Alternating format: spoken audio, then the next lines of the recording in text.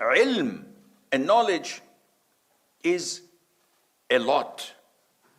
There are so many levels of knowledge, and it would not be logical for laymen like you and me to acquire specifics and little things that only great scholars of Islam may have knowledge of. But at the same time, it is not at all accepted for a Muslim to be ignorant of the basics of Islam.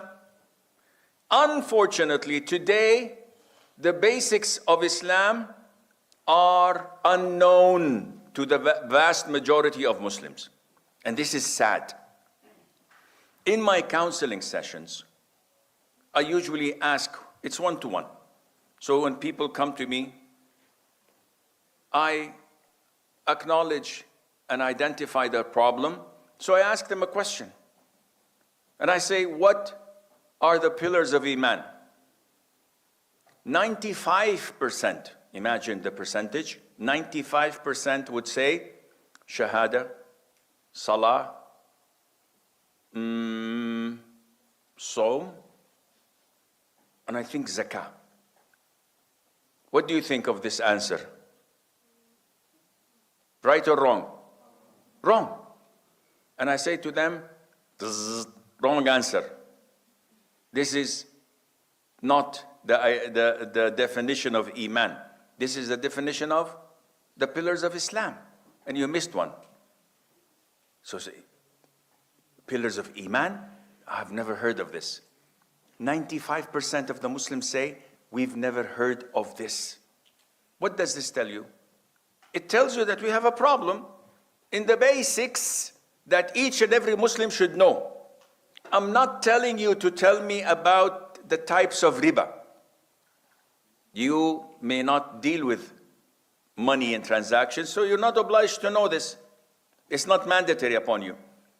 I'm not telling you, tell me now about the difference of tamattu', qiran, and ifrad in Hajj. Sheikh, I'm not going for Hajj. My slot comes in 15 years. Yes, you're not obliged to know it. I'm not asking you to tell me what is the threshold of zakat of corn, or of 100 cows, or of 2,000 camels. What's the threshold and what is the zakah? I don't have any. I don't even know a cow from a camel if I see one, let alone to know what is zakah. These are not mandatory upon you at the moment.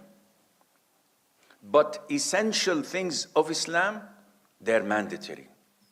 Such as to know in prayer, what are the pillars, what are the mandatory obligations, and what are the sunnah. Why is it mandatory? So that I can know when to prostrate for sahu. If I prayed Asr 3 rak'ahs, and I left home, oh, I forgot. Yalla, I'll pray 2 sujood al-sahu. Valid? Invalid. I dropped a pillar, which means that the whole building has collapsed. Obligatory is different than pillars, is different than sunnah. These are some of the things you have to know. Among the things we must know is the hadith of Jibreel. When he came to the Prophet ﷺ, and he asked him, he came in the form of a human being, the companions were sitting, they saw a man, white clothes, black hair, no trace of traveling, yani no dust, nothing. And at the same time, none of us know him. They didn't have any hotels at the time. So they should have recognized him. He should have stayed with someone. But this guy was unknown to them. He asked, Muhammad, tell me what is Islam? 5 pillars. What is Iman? 6 pillars. What is Ihsan? 1 pillar. These are the essentials. Because the Prophet said afterwards, do you know who that was? They said, no. He said, that was Jibreel. What did he come to do? He came to teach you your religion. Which means that this is your religion that you have to know. When we speak about Iman, Iman is a tighter circle. The bigger circle is Islam.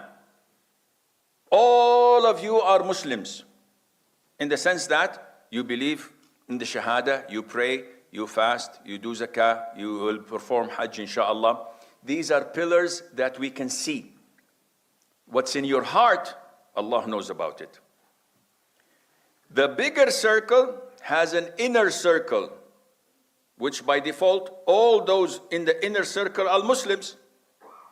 But because they are selected individuals, they are also mu'min. They have iman. But what is iman? Iman fluctuates, goes up and down. Islam is steady. Either you're a Muslim or... I know it's early in the morning and some of you might fall asleep, but try to wake up, because I am more sleepy than you. I'm over 60, خلاص, I take a nap every 5 minutes. So if I doze off, you guys wake me up. So, Islam, either you're a Muslim or there is no middle way. So, I'm a seasonal Muslim. No, you're either Muslim or a kafir.